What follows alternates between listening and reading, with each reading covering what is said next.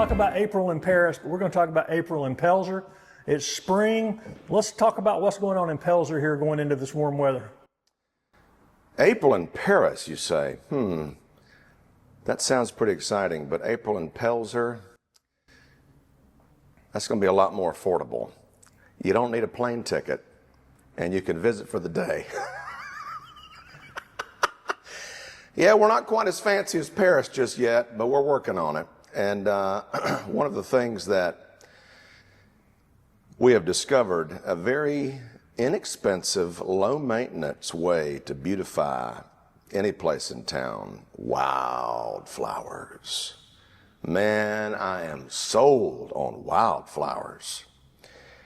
Let me tell you a story about why. So these medians out here on Levee Street, Highway 8, have been a point of contention for a long time. When they first went in, people didn't like them. You know, I got to drive around them. They did some landscaping, never took care of them. They grew up and they looked terrible, and we tried to rip them out and plant new stuff and just didn't have the manpower, the resources to maintain them. And so somebody said, what about wildflowers? And I said, look, I'll try anything. So we ripped them all up, and this was like late in the year, and we went to Lowe's and got some discounted bags of just a random wildflower mix for like, you know, less than $8, and just threw them out and said, good luck. And boy, when those suckers started blooming in the summer, it was like, whoa, this is gorgeous. And you don't have to, you know, worry about them. They love full sun. They take care of themselves. If you have any weeds that can find a spot to grow, you don't even see them. And so we thought, man, this is great. The only problem is that DOT says you got to have something that's less than 4 feet high. And so that's a good lesson to learn. And so this past winter, we tore it all up, what was left. We put down new dirt, and I ordered some new wildflower seeds on Amazon, which you can get any kind of wildflower seed you want on Amazon. And it tells you how tall they're going to grow. So I ordered some, usually like 18 inches to 2 feet tall. Big old 5-pound bag of, I think it was called blue flax, something like that. And I had planned to put it out there before the growing season. Of course, things got busy. And wouldn't you know, we pulled up all those wildflowers, put down new dirt, and they grew back.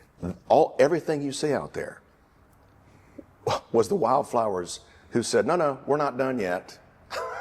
And they're in full bloom in early April. They're gorgeous. And so we went out there and pulled up the weeds and the ones that are going to be too tall. And I did put out that blue flax, so it's going to be growing it and complementing what's already there. But it's so pretty. And so the plan, and I hope that we have time to do it, is to beautify our entrances at the intersection and the bridge and some key spots along the way, so that when people drive through, they'll get to see these beautiful flowers that are, again, cheap, low maintenance, and it's great for all the right reasons. Bees love them. Pollinators love them. You got to have pollinators, got to have them, and it brings everybody instant joy. You can't look at a beautiful flower garden and stay angry for very much longer. So this weekend I'm going to the South Carolina Native Plant Sale at the old Greenville Braves Stadium at Conisty. And I'm going to see if I can get some wildflowers that are native to our fine state and put them at the entrance down there by the bridge. So I cannot wait. It's going to be awesome. My city running club, which is a running club made up of locals who weekly run through West Pelzer to Pelzer, here down to the bridge, and also in Williamston. And it's a group that got formed of really great people, and they also enjoy doing some community service. So this past Saturday, they asked me, they said, do you have anything for us? I said, oh yeah, I got something for you. So we met here at Cryptid Coffee at 9 o'clock and had some great coffee. They'd never seen this place before. We're very impressed. And then we went right over there to the bridge, and there's a strip of grass that is always overgrown and never kept. And I asked DOT if this was okay, and they said yes. And we dug it all up, picked up all the trash, dug it all up. Probably the first time since it's been built.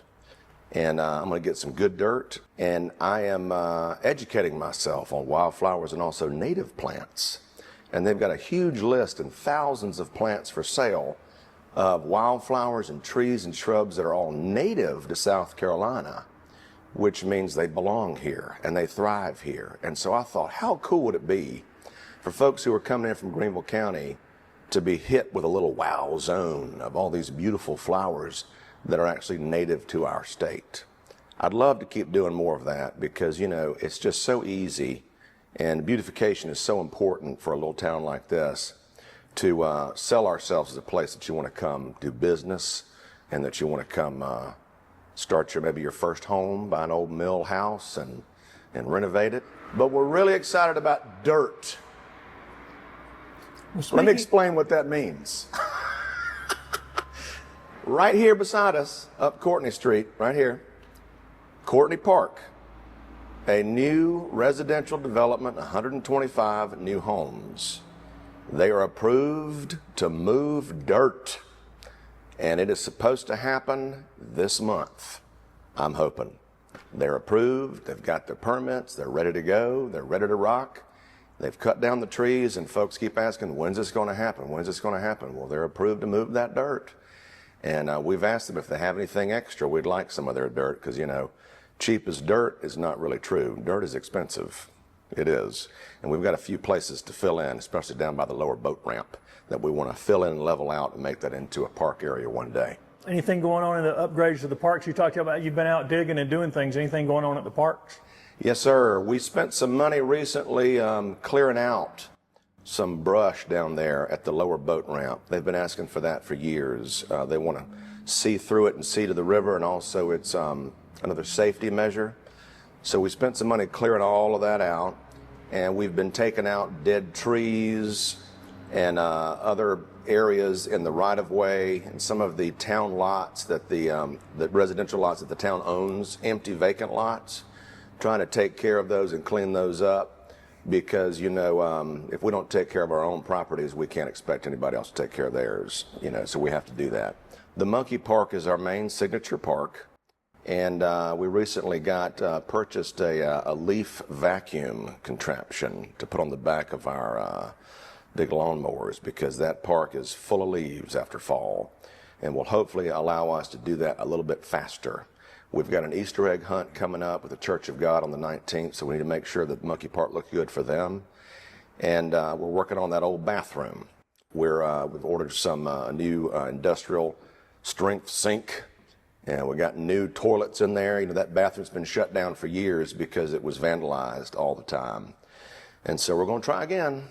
We're going to fix it up and open it up at certain times, and we're going to try to get it operational for that Easter egg hunt. But we're just trusting that we hope the public will take care of it, because, you know, we don't have a cleaning staff. You know, recently saw where the bathrooms in Williamston were vandalized, and it's really sad that, you know, we're trying to provide these things to make these parks more enjoyable and attractive to folks who are coming here. But y'all, we got to take care of stuff, so please help us with that. The community building has been sitting there looking like it's fallen apart for years, and everybody's asking, when are you going to do something? Oh my, they don't believe it's going to be restored, you know, all these things. And it's understandable. It's taken too long. It's taken longer than expected.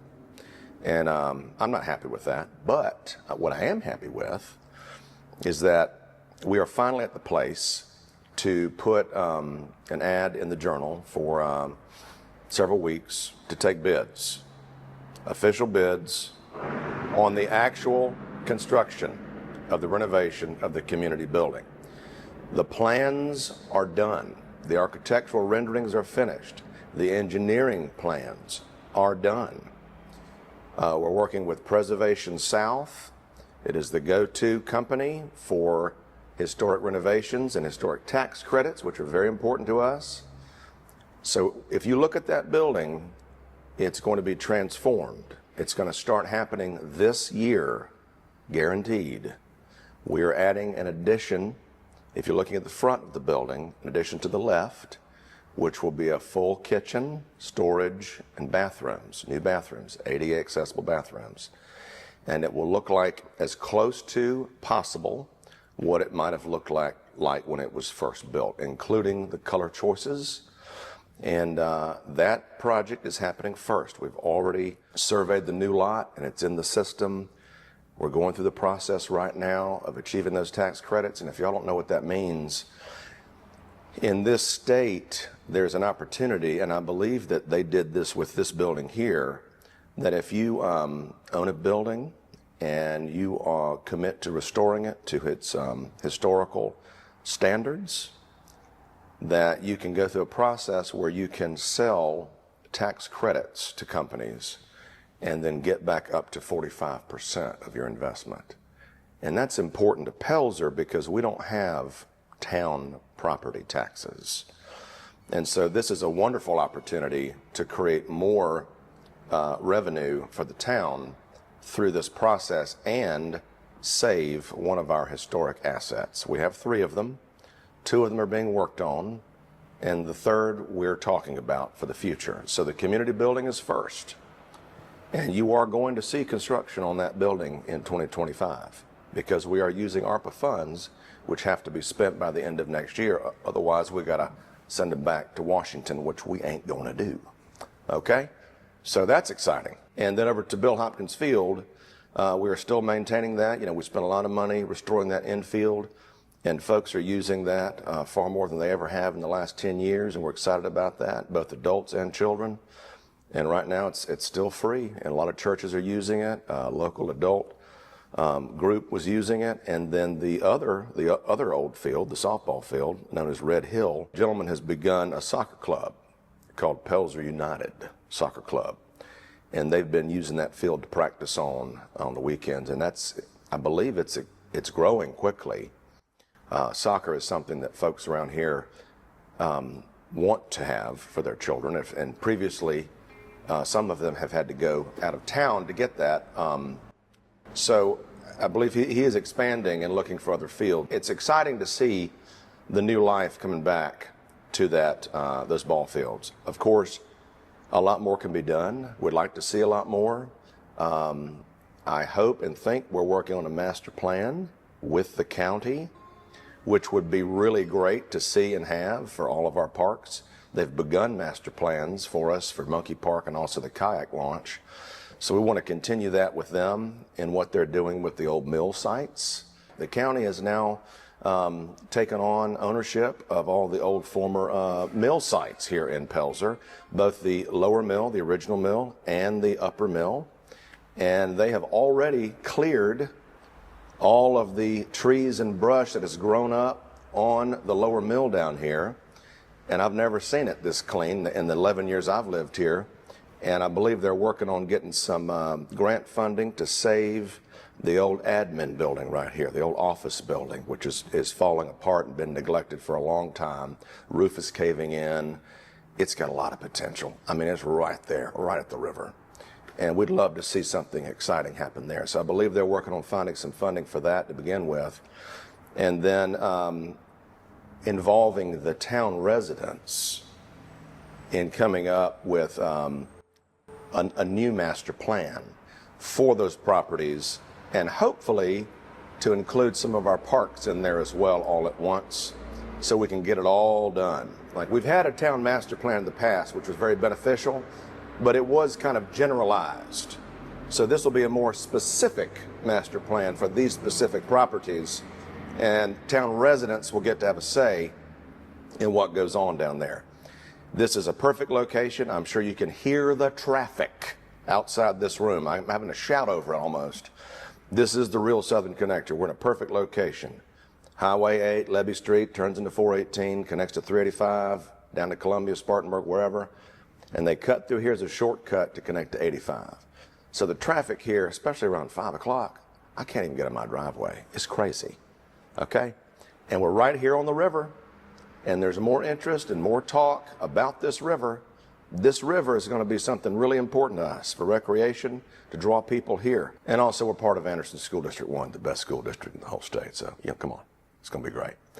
And as we can see all of the new construction happening all around us, everybody in the nation is moving to South Carolina and to the upstate. I don't even have to say it. All of these people are moving here.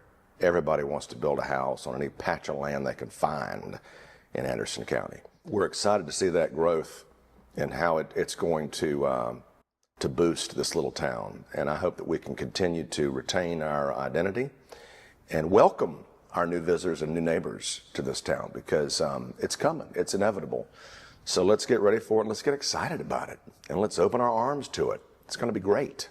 These things you're talking about too are likely to increase the business climate here too. New businesses are going to come in once you get the old Lower Mill property developed. Let me tell you, Greg, I've been looking at all these articles about these old mill sites in and around downtown Greenville. Sites that are polluted, nasty, run down, disgusting, much worse off than what we've got right here. Much worse off.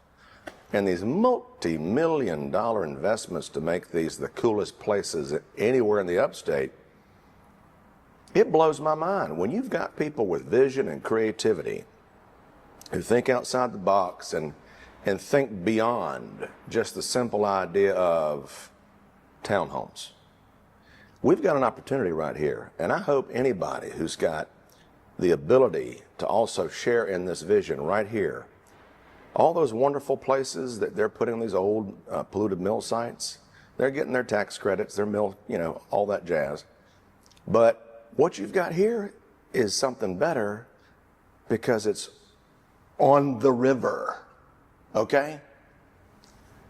I mean, in downtown Greenville, for years, they ignored their river. They built a bridge over their waterfall. They poured junk in the river. They ignored it. And finally, someone said, hey, we've got a river running through right in the center of our town. Maybe we should use that to our advantage. Duh. And now you see a picture of that beautiful river and the falls in every top 10 article in the nation that sings the praises of downtown Greenville, and then all these outsiders want to move here because we check all the lists, all the boxes on all the lists of what you want in a place where you want to live. So we got the same thing, but it's a small town version. It's that quaint little Mayberry small town version, the bedroom community. So if you don't want the hustle and bustle of all that, what's going on with all those $1 million condos in downtown Greenville, but you want access to it, right? Come on down here. We've got affordable housing. And we've got housing that was built with real lumber in the 1890s. And so you can be a part of this, the transformation of this community as we write that next chapter in our story. But what I'd like to see there, and I'm just one person, I'd like to see a mixture of things as we're seeing in these other locations. Not just residential, but commercial, restaurants. Y'all, we gotta have some restaurants. Gotta have some restaurants. We are losing out because I'm telling you, our theater, Milltown Players, last calendar year brought in 25,000 people. And they're going to every restaurant in the area. But if there was a couple right here in town that catered to them and were open late, they'd be making some big bucks, baby. And it's on the river. All right? But a destination, you don't have to do one thing. You can do many different things. More entertainment, right? We could be at the entertainment mecca of the upstate if we wanted to. Access to the river, recreation on the river, kayaks, canoes, whatever you like. I mean, the possibilities are endless. And I was telling a gentleman yesterday this. I said, when I talk to all the old timers in Pelzer who lived here back in the day, Pelzer used to be number one in everything. And he said, yeah, you're right. I said, we've lost that mentality. We need to regain that mentality. We need to stop thinking that we're last. Stop making excuses and stop blaming for whatever reason. We need to have that mentality again, that pride of Pelzer is number one in everything, and believe it, and it will happen. I know it will happen. It may take longer than we want, than I want or you want, but if we just keep on working, we can have it. Because, we've already got the number one community theater. I'm biased. But for example, I was so thrilled to see on Instagram that someone came here to Cryptid Coffee and basically she tagged all of her favorite Greenville coffee spots, right? And there were like just 5 of them, and Cryptid Coffee was on the list. And I thought, see, there it is. If you have a great idea and a vision and you do it right, and this family worked for 3 years restoring this building, and every time I come here, it's full of people that I've never seen. And I asked the owner, Callie, I said, who are all these people? Where are they? I've never seen them in Pelzer before. I mean, it's so exciting, and the atmosphere here is wonderful. So, you know, that's a big thing that I want people to start thinking who are from here and have lived here their whole lives, and their parents and their grandparents who worked in the mill, and people who've just moved here. Like, it all starts with attitude. Attitude is everything, everything. And if you don't like the way something's going, that's okay. But you have a choice. You can tear it down on Facebook, or you can say, how can I help? What can I do? Can I help you with this? I got an hour on Saturday. What can I do? You'd be amazed. The Tri-City Running Club and I cleared that whole place right over on the bridge before lunch. It was nothing. I couldn't believe it. I was like, wow, look at the progress. Something so small, but something so indicative of what is possible. So that's my message, and I'm sticking to it.